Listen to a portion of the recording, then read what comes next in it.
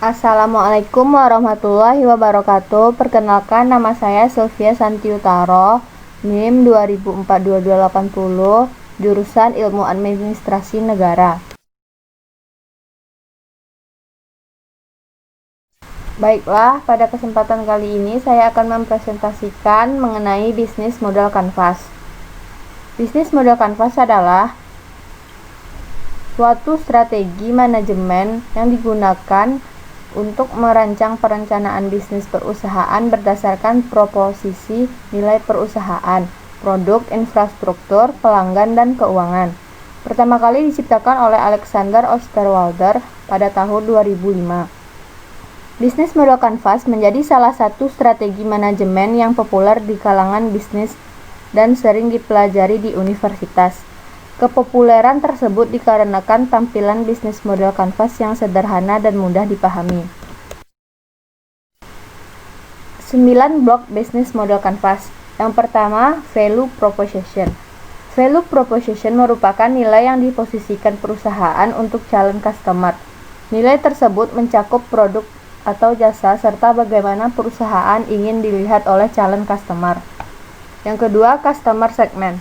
Dalam suatu bisnis, customer menjadi salah satu komponen penting. Dari customer, suatu perusahaan akan mendapatkan income. Perusahaan dapat mengisi blok ini dengan segmentasi customer seperti apa yang mereka incar sesuai dengan value proposition.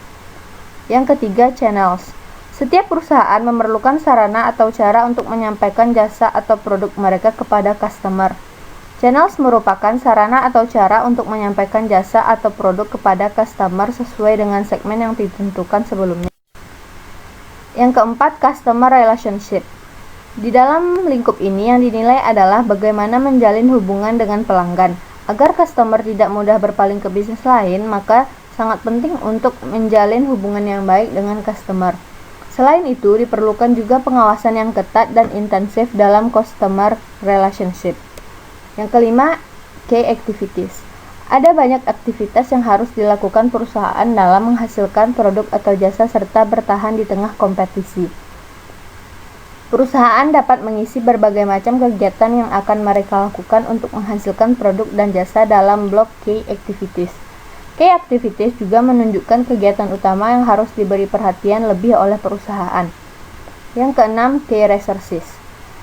Sumber daya merupakan kunci mewujudkan value proposition melalui key activities yang akan dijalankan.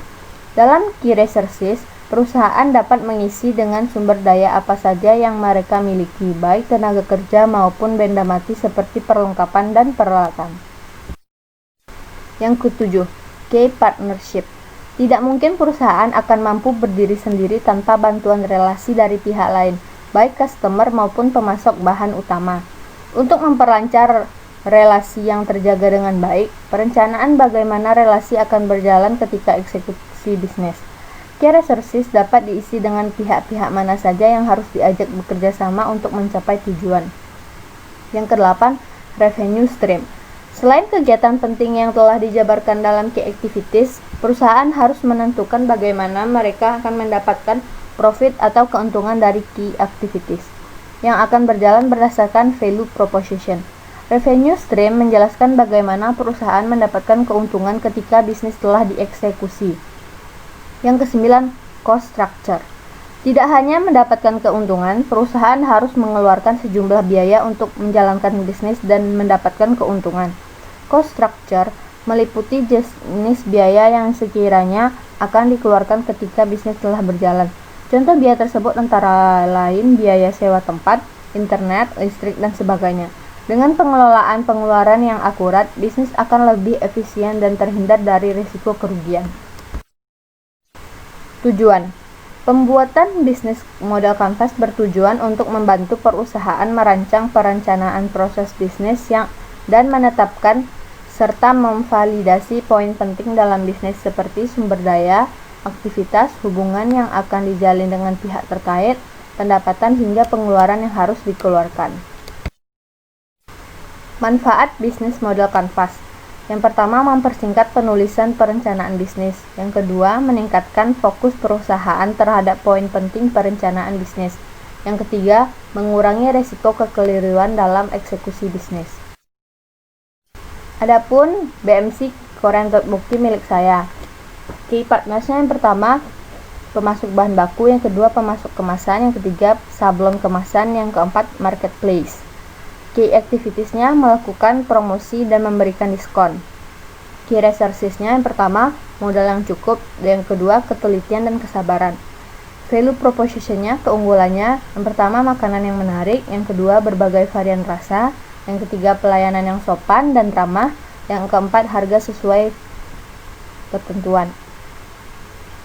Adapun customer relationship-nya menjalin hubungan langsung dengan dan melalui via online, melalui Instagram, WhatsApp, dan Gojek. Channels-nya penjualan langsung COD dan penjualan online via sosial media. Customer segment-nya pencinta K-drama dan penikmat makanan Korea. Yang kedua remaja dan mahasiswa. Cost structure-nya yang pertama biaya pembelian dan bahan produk, yang kedua biaya air dan listrik, yang ketiga biaya kuota dan promosi. Yang terakhir revenue stream-nya penjualan produk atau makanan. Sekian presentasi bisnis model kanvas dari saya, lebih dan kurangnya mohon maaf. Wabillahi taufiq wal hidayah. Assalamualaikum warahmatullahi wabarakatuh.